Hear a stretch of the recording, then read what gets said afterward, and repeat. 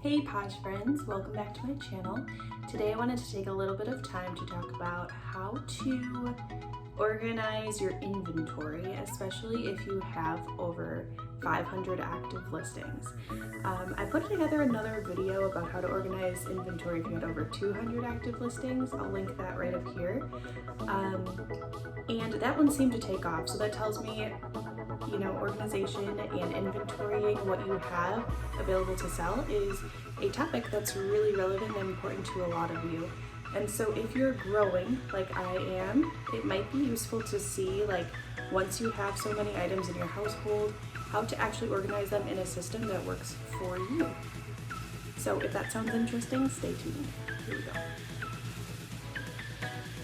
Okay, so personally, just a tidbit and a little bit of a backstory. Once I had moved from Wisconsin to Arizona this past year, I had quite a bit of inventory that I took already with me from state to state. And that was probably around 350 items or so. And while that seems like a lot, it was really just like 8 or 9 bins full of stuff. And that was already pre-organized, ready to go. Well, once I got here and started thrifting more and more and more, and my death pile just got bigger and bigger and bigger, I was like, holy cow. How can I possibly take this system that I already have without bulking up the bins and make it more efficient for me to use on a day-to-day basis when I need to ship something, and find that item in a bin or find it somewhere. So I put together a system that works for me, and I was really lucky to have my husband help me out with this. And I just wanted to take this opportunity to show you what 500 pieces of inventory looks like as far as space goes in a room, how much space it takes up for me, trying to conserve space, obviously, and then also how I number my items and know where to find them. And just a little raw reality is this past month or two, with my thrifted items that I had been listing, I really enjoy getting the item, listing it quick, and then basically from there, I don't care where it ends up. As long as I know it's in my posh room, it's good. But that was really difficult, especially when it came to shipping, because I was like, oh no, that Anthropologie sweater sold. Where the heck did I put it? And then I'd have to spend 10 minutes digging around all my bins, all my racks, the closet to try to find this one piece. It just wasn't working. So we developed something that is much more efficient and user friendly. Okay, so the first thing that I needed to consider when I designed this inventory system to work for me is, what are my top 3 or 4 best selling items, and or what are my top 3 or 4 most thrifted items to sell. And for me, those were brands. So for me, it was Anthropologie, Free People, Madewell, and then Jackets and Blazers being its own little 4th category. And what's really cool is that because I know I thrift so many of those items, and it's only 3 or 4 categories to keep track of, I have put all my Anthro and Free People onto this circle rack, because then I just know where to find it. If I, have an Anthro sale, I will know to look on my circle rack to find it before shipping. If I sold a Free People thing, it's on the circle rack. Same goes with Madewell, which I don't have much of right now, but my Madewell items right here, and then my Jackets and Blazers. And fancier designer items that I don't want to bag up quite yet. I just want to keep them hanging to prevent wrinkles. So for me, the things that are hanging, I know exactly what they are and I know what brands they are. So it makes it incredibly easy for me to pick those out and ship them whenever something like that sells. And now you might be asking, okay, well, what do you do with items that aren't Free People, Anthropologie, Madewell, or Jackets and Blazers? Great question. So those items are bin items for me. I have bins on bins. Let me show you. Over here. And these bins consist of, as you can probably tell, they consist of jeans, tops. There are some that have shoes. Down here, we see some shoes. And just anything that will basically fit in a self-sealing bag right off the bat that won't take up a whole lot of space in a bin, is in a bin. So what I've done with the bins is I've labeled them just by like a letter. So you see I, B, H, A. And what I've done is inside those bins,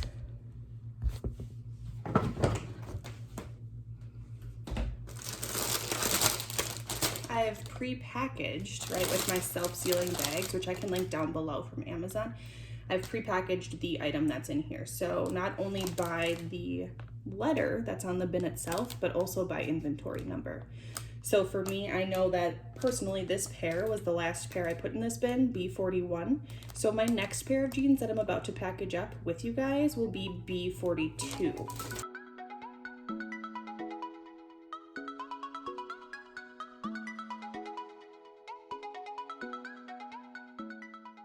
Take this, open my bin, put it in there. It doesn't really matter where, as long as it's in B.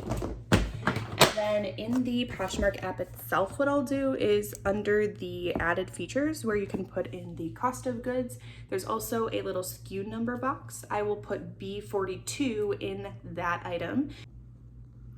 Okay, so I did want to mention one caveat to doing the bin organization is that you can pick and choose which bins you actually want to write the numbers on and then give an inventory number to. So for me, I needed to give all of my denim inventory numbers that is specific to that pair of jeans, because in a bin of denim, such as this one, it can be kind of tricky, especially if there's a lot of the same wash. I sell a lot of medium wash jeans, to identify what's what if you can't see the tag. So you're going to need that specific inventory number. Now, that's going to be a little bit different than something like my bin I, which is just shirts and blouses and athletic wear, because as long as I mark in Poshmark that this item is in bin I, just looking at these things, knowing my inventory well, knowing what these things look like, I'll be able to find it. You know, like for this particular item, there's no number on it because I know that this is an athletic cardigan that I've had listed for about 3 months and it's got a hole in the elbow. Like, I know my inventory that well that I understand that if I say it's in bin I will be able to just visually pick it out and find it based off of its look. So I just wanted to point that out because I know that physically numbering over 500 items can seem daunting. And I don't wish that upon anyone. So in order to make the process easier on yourself, if you have items that you don't have to like physically number, but rather maybe just give a bin letter to, I would.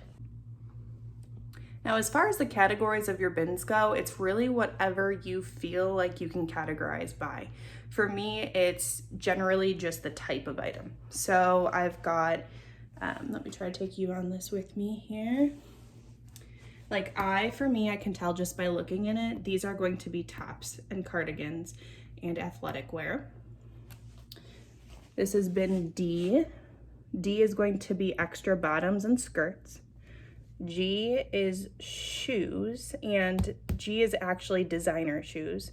So I know if it's like listed over $75, it's probably in G. And I'll also indicate that right in the Poshmark app too.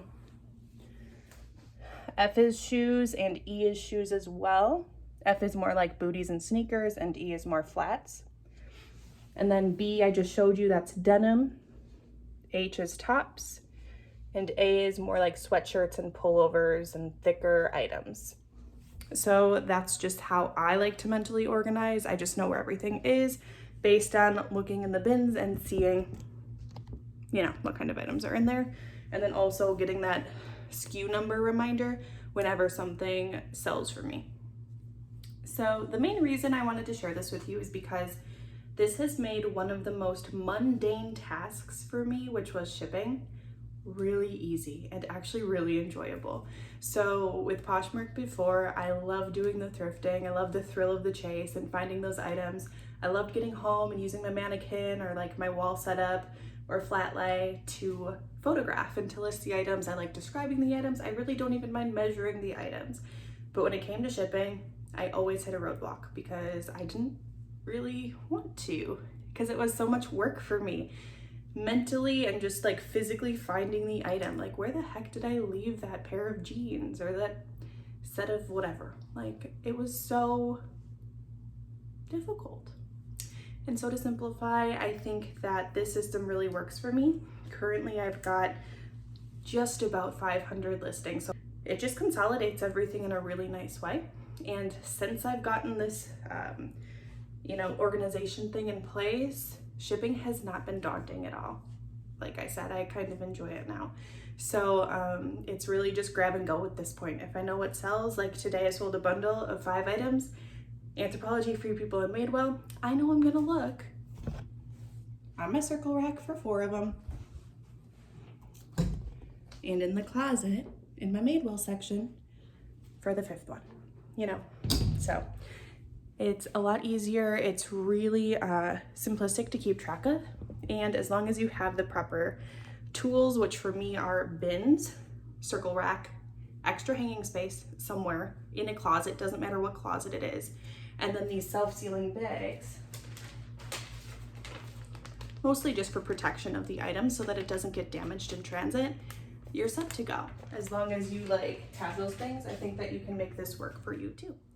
So I hope you guys found this video helpful in some regard. Hopefully there was at least one takeaway for you.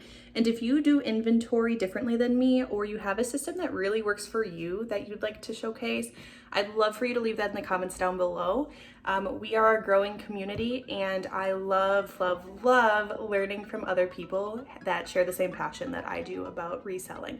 So again, if you've got any tips, tricks, or organizational recommendations for me, I would love to hear them. So please drop them down below, and let's further that conversation together. And please don't forget to like and subscribe if you like this type of content. It really, really helps my channel out, and I really appreciate your support. So I hope you have a fantastic day, and I will see you next time. Stay styling.